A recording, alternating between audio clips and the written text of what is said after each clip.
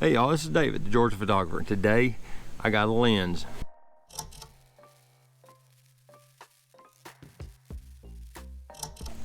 This lens is not the usual 58mm f1.4 Minolta lens I've been using, but instead a 55mm f1.8 Pentax lens.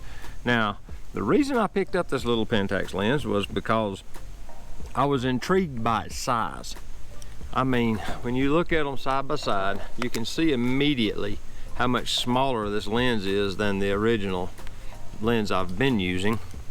And as far as weight goes, I bet it weighs almost half the original 58mm weighs. And it's also small in size. I mean, with the adapter, it moves the lens out enough on the camera body that even with the grip, it sits comfortably on my palm. And then I can just reach up and grab the focus ring. And I kind of let my little finger rest under the battery grip, and it just kind of sits there.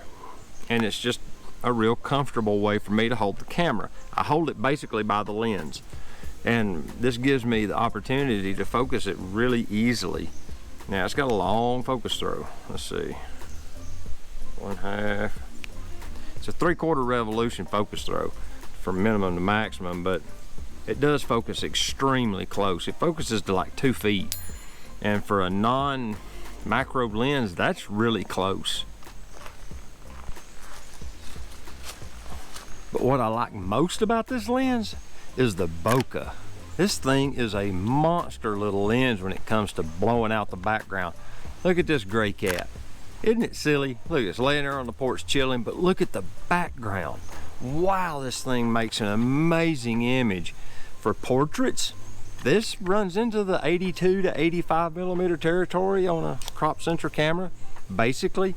And since it focuses so close, headshots are not a problem. You can do really good portrait work with it, you know.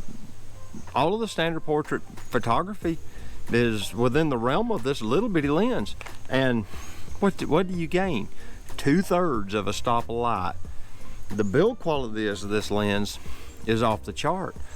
The Pentax, this one's a super tachomer. It's, you know, the cap came from Honeywell. It said it was a Honeywell Pentax, but you know, this is a well-made, beautifully machined. It does have the auto manual switch for the aperture, you know, because of course there was cameras at the time that used them. But this lens is tiny. Here's something I find a little odd. The aperture clicks are in half stop settings. It goes from f1.8, actually f1.8 to f2, 2.8, 3.5, 4, halfway to 5.6, 5.6, halfway to 8, and then 8 and 11. Then it jumps to 16. So you go from f11 to f16 in a whole stop, and you go 1.8 to 2. I'm assuming it to be 2. It's in between 1.8 and 2.8. So it might be halfway between 1.8 and 2, you know, and that's 1 1/3 stops. What is that? Come on, bug. But this lens produces exquisite images from what I've seen. I'm going to get some more photos. I've come out here to the state park parking lot to get away from the hustle and bustle of the city. It's just congested right now. The school just let out and everybody's getting off work, so all the roads are crammed up and all the parks are overrun.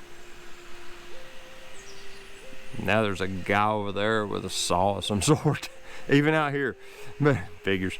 Anyway, but I'm gonna ride around Trenton, get a few snapshots. I done found one of the train that I liked.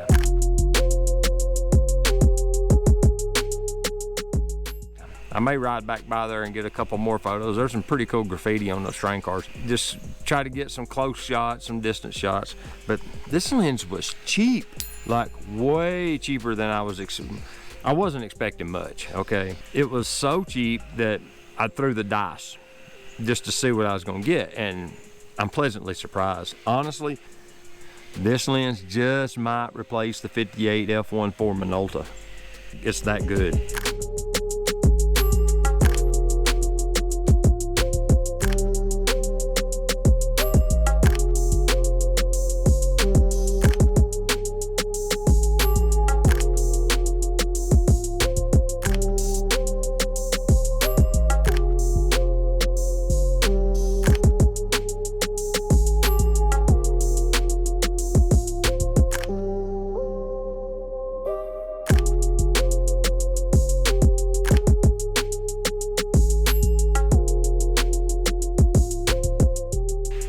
favor.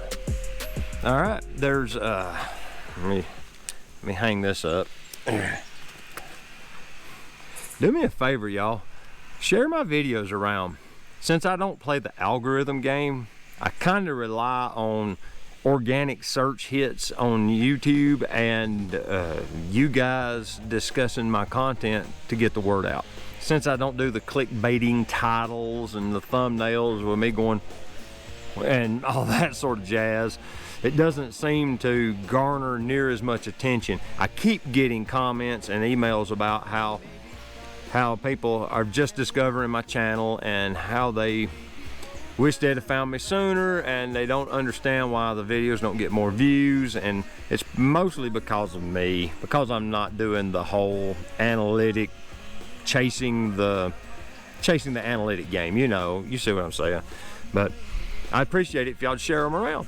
You know, throw a link on your Facebook wall or what have you. You know, if you're in a user group, drop the link to the video in there if it's relevant. I'd appreciate it. I'm gonna do 1 minute on the Sony launch, all right?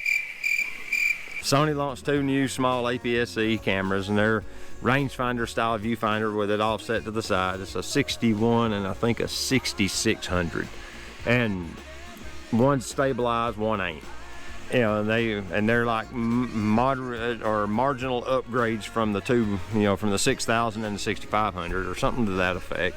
And they seem like nice little cameras. But here's the thing.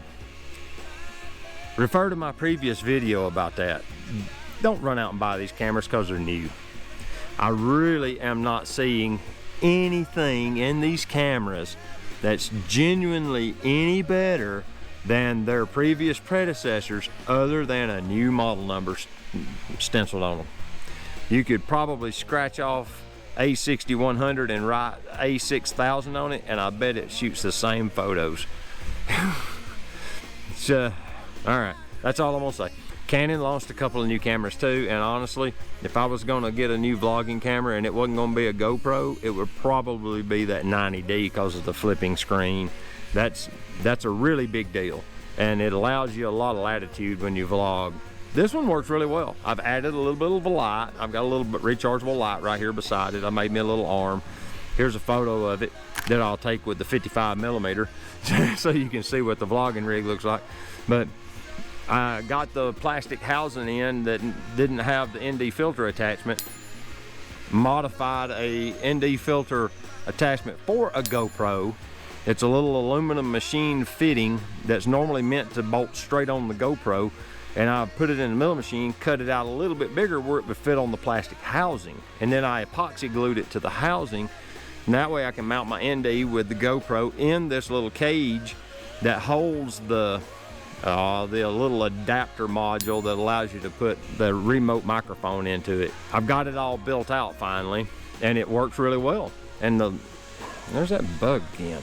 I kind of like this rig because it's so small and compact and lightweight, and it does such a really good job. I mean, its image stabilization is incredible, and with the good, you know, I'm running the Rode Video Micro mic, I get good audio. I'm not really motivated to get a DSLR, which is a lot bigger and a lot heavier. With that, this is David, the Georgia photographer. I appreciate you guys watching. Get your camera out. Go take a picture with it. All right, we'll see y'all later. Bye-bye.